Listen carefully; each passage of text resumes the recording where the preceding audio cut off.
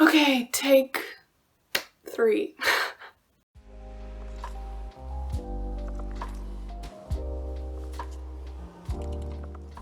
Hi, hello, how are you? I'm Alex. If you're new here, it's nice to meet you. And if you're coming back, then we're best friends now. You know how it goes. I hope you were doing well. And if not, that's totally okay. We've all been there. I get it. Especially at the end of the year. I feel like the end of the year is that much tougher for everybody else. So if you're not okay, it's okay. And I hope tomorrow is better. Today, I want to talk about all of the best books that I've read in 2021. I've made a list of 2021 books, and I'm very excited to share all of them with you. This year has been wild. I have been working. I went back to school. It's just been a tough year all around, but books were a great constant for me, and I'm very grateful to the people that write them, to the people that read them, to the people that write reviews about them or talk about them. And I'm just grateful to the fact that I can read and that I have the chance to spend so much time with books. I made the goal for myself to read 40 books this year, and I've read more than double that. So it's been great. So yeah, let's get started. The first book I am going to talk about is number 21 on the list, and then I will work my way up to number 1. So number 21 is When Jack by Joseph Boyden. This is a Canadian Indigenous story of a young boy that escapes from a residential school and tries to find his way back home. But home is much further than he initially thought it was, and it is a very arduous journey. And it's told from the story of the beings that observe his journey and that help him or that watch him as he tries to get back to his family and to his community. And it is very gut-wrenching and a phenomenal read, truly. Boyden is such a talented writer, and I very much look forward to reading more of his work and to reading more Indigenous literature in general. It is a quick little read, and I highly recommend you give it a try. It is also illustrated by Kent Monkman, who makes these lovely nature illustrations that go along with the name of each chapter. It seems like a bad idea to pile all my books on top of the smallest book in my pile. But yeah, we'll see what happens. I don't think physics is going to be on my side. Number 20 on my list is a nonfiction book and another Canadian book, which is Two Trees Make a Forest by Jessica J. Lee. This is all about her journey back to Taiwan to get in touch with her roots, and it is a love letter to language, to family, and most of all, to nature. She is an environmental historian, I believe, so she has a very strong connection to the natural world around her, because she understands how it's developed through the years and evolved.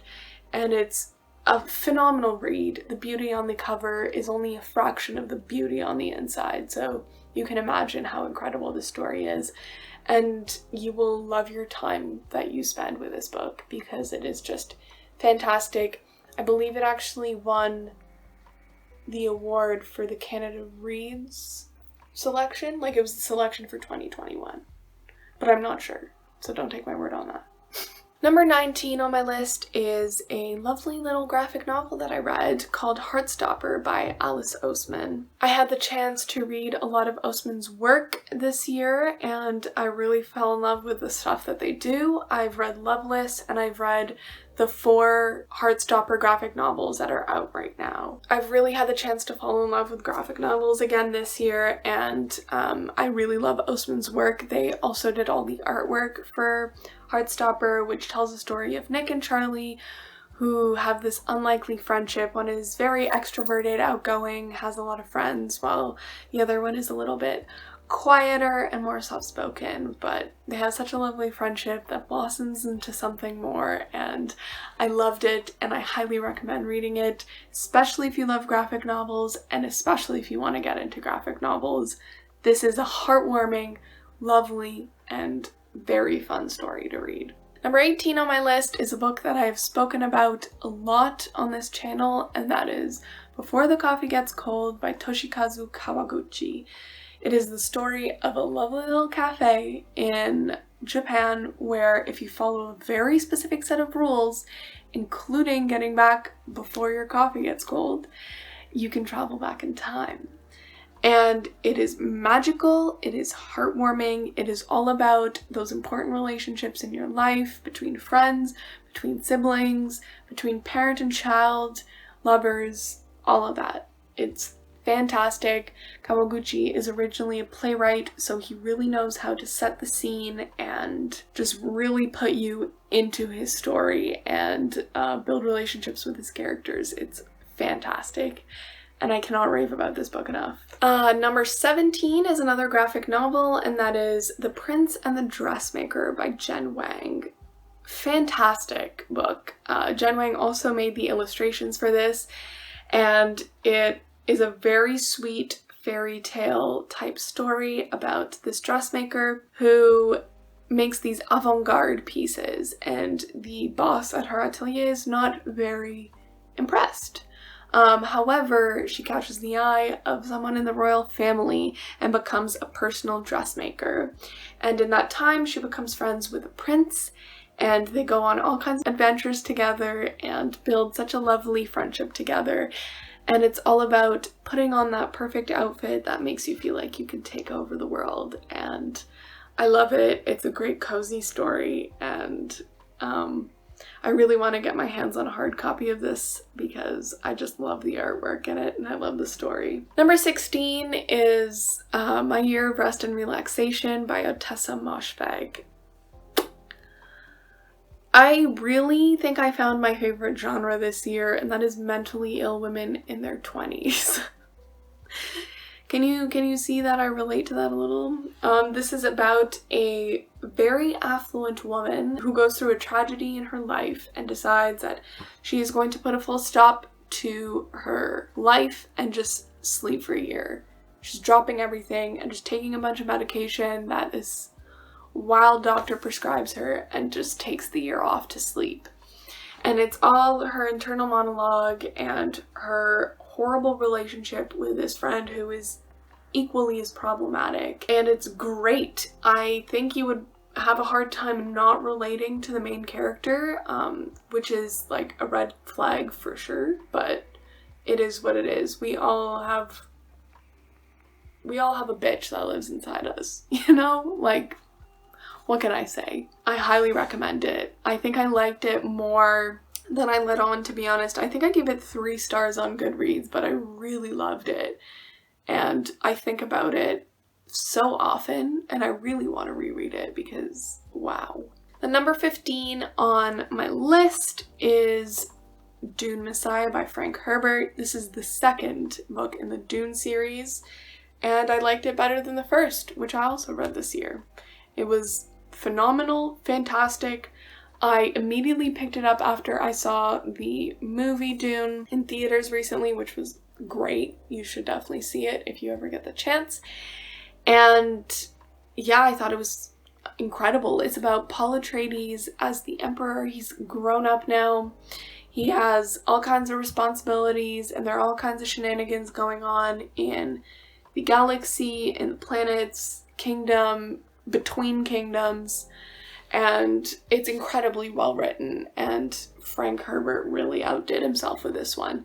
I know it wasn't as popular, especially when it came out, even by fans of the story, but if you read Dune and you liked it and you weren't sure if you should continue, I highly recommend continuing because Dune Messiah was fantastic. And if you haven't read Dune and you're thinking about it, definitely do it because the first 2 books were great and I am looking forward to reading the third. Number 14 on my list was another nonfiction, and that is The Glass Castle by Jeanette Walls. I have never read someone's story that is as wild and bumpy as Jeanette Walls' life. Every time you turn the page, you think, okay, it can't get worse or like more crazy than this, and then it does. And honestly, she's so inspiring for the success she has built for herself despite her circumstances. and it has honestly taken so much grit and strength and will to get through the life that she did, and she has honestly done it with such grace. Incredible book. I urge you to read it. I read it in a single sitting almost, like less than 2 days.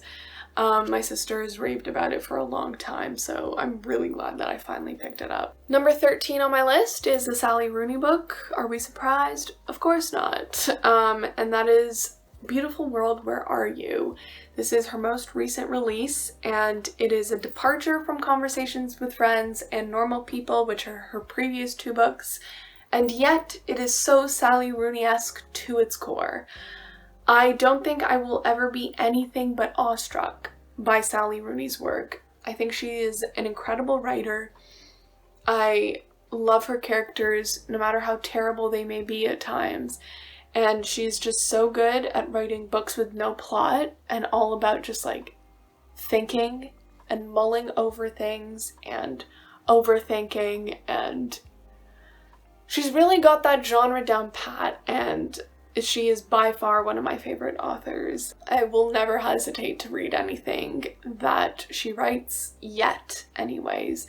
This is the story of 2 friends that live apart, and so it's all their like email correspondence, and them telling each other about their lives, about the men in their lives, about their work lives, about their families, about all the nitty-gritty details.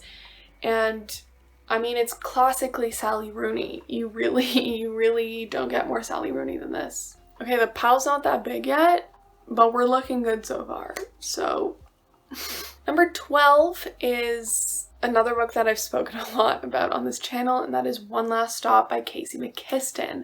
I've read both of McKiston's books this year, which are both romance novels, and by far this was my favorite.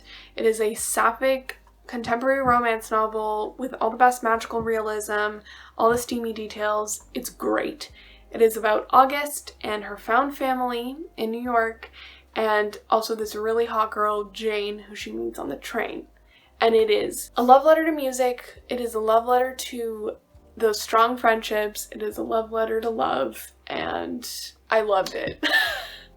I made a whole vlog about it, so if you want to know more about that, you can check out what I say about it there. Number 11 on my list is another Canadian book. I read a lot of Canadian work this year, and that is Indian Horse by Richard Wagamese. This is another favorite author of mine. This is the only book of his that I've read, but I already know that he's a favorite, and I really look forward to reading more of his work.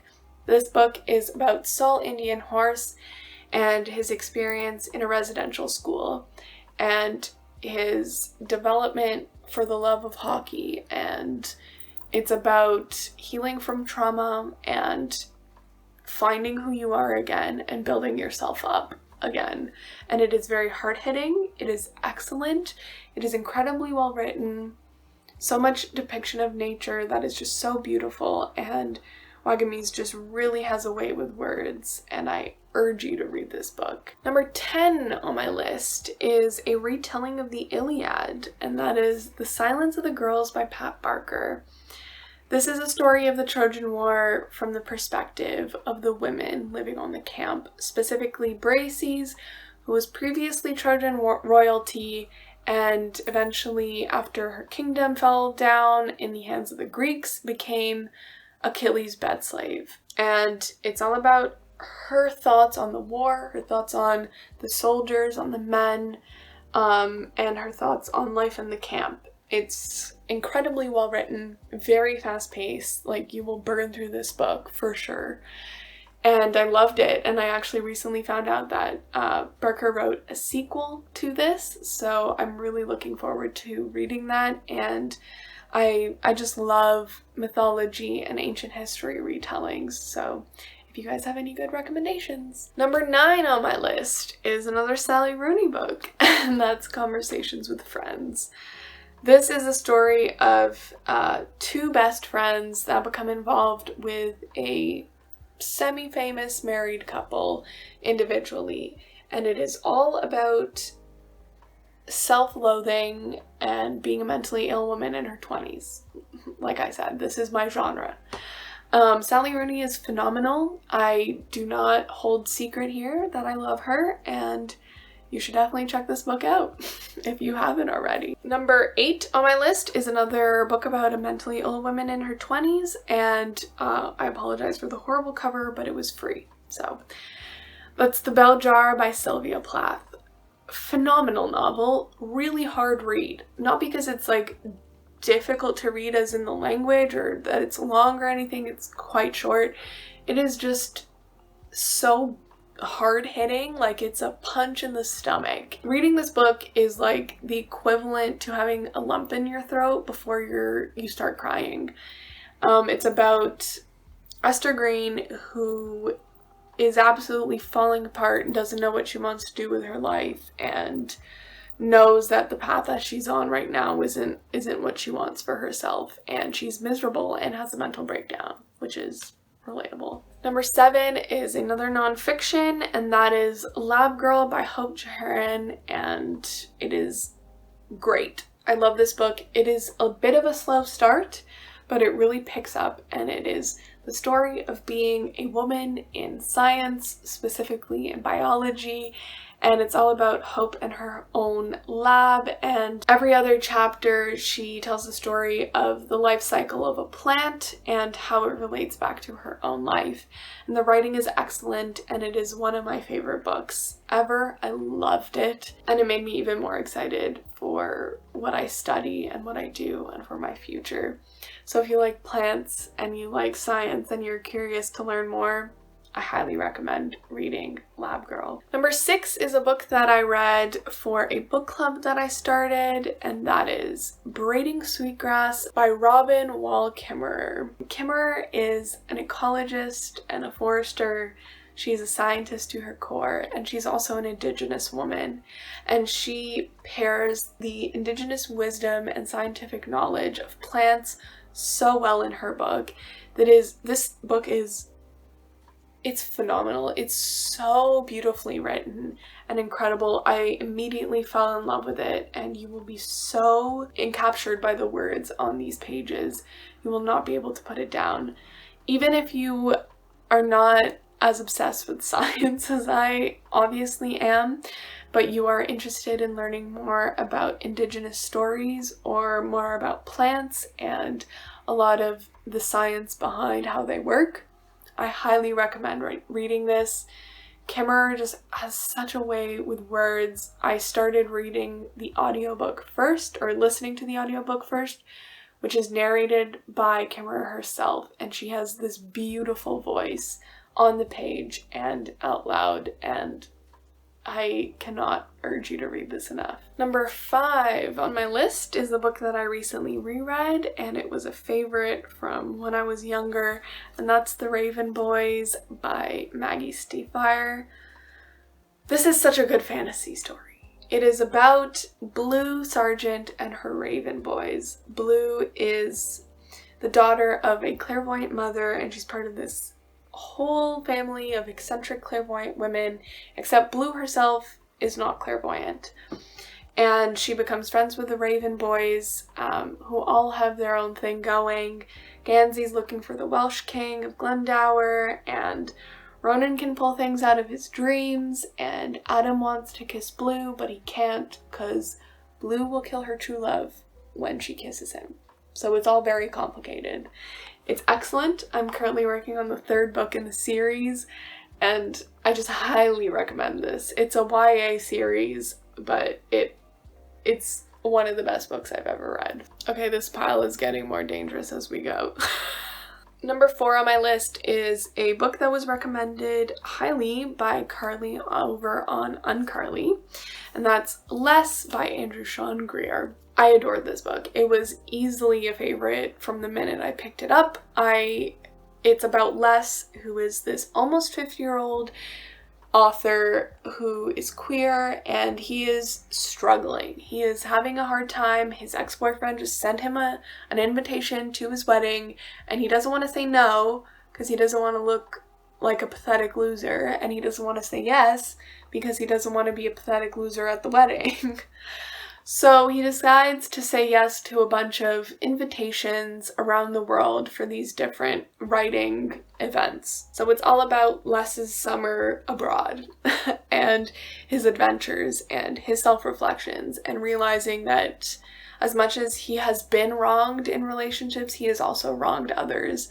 And it's a lot about self-growth and self-realization. And I have never related to a 50-year-old gay man as much as I have reading this book. Number 3 is another Canadian novel, and that is The Handmaid's Tale by Margaret Atwood.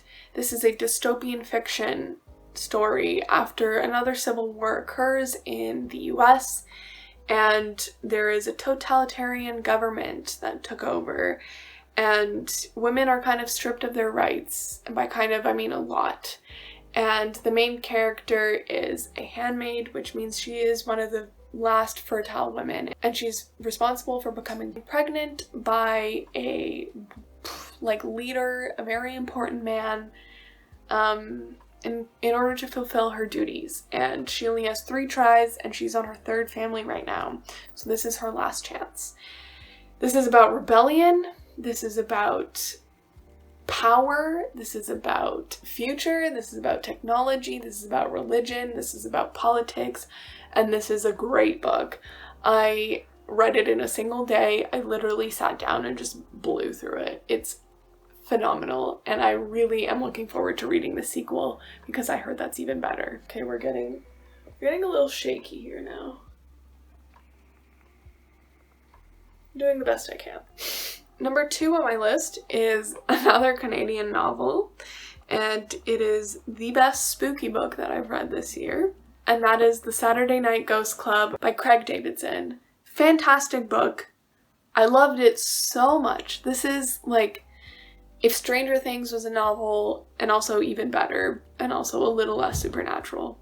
It's about this young boy and his relationship with his uncle, and they start this ghost club with some kids in the neighborhood, and their uncle, who owns this strange little occult shop, tells them all kinds of ghost stories about their town.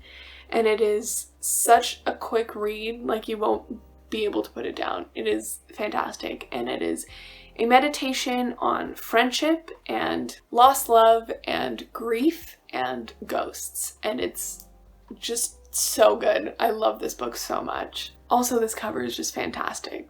And last but not least, the best book that I read this year, and number 1 on my list of the top 21 books of 2021.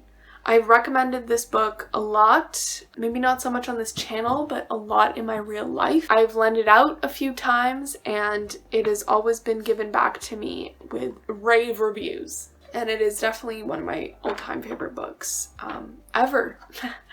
And that is Girl, Woman, Other by Bernardine Evaristo. I cannot express in words how much I love this book. This book is phenomenal. It is the story of a bunch of different girl, woman, and other, and they are all connected with each other. They are all entwined, and the story comes back full circle. It has different narrators, it follows different perspectives, it follows different times, different ages, different kinds of people, and it is the best book I have ever read. It is incredibly well written. Evaristo just takes her own writing style and throws all grammar rules out the window and does what she wants with it. The award that it has been given for the Booker Prize in 2019 is so well deserved. This is truly the most incredible book I have ever picked up, and I am so grateful to have picked it up. I just really want to reread it, and I urge you to read this. Every person that I've recommended to has loved it, and you will too, I promise you. So not only is my pile back there getting very precarious and is the sun setting, but my video is over. Those are the best 21 books that I've read this year. I've read so many more. You can look at my other videos if you want to see the other books that I've read, or you can go look at my Goodreads. I write short little reviews on there, and I always give like starred reviews. But yeah, these are the books that hold my heart in the palm of their hand. Every single one of them is just fantastic, and they are all so different, and they have so many varying genres, but they are all very much worth your time. So yeah, if you read any fantastic books this year, I want to hear about it.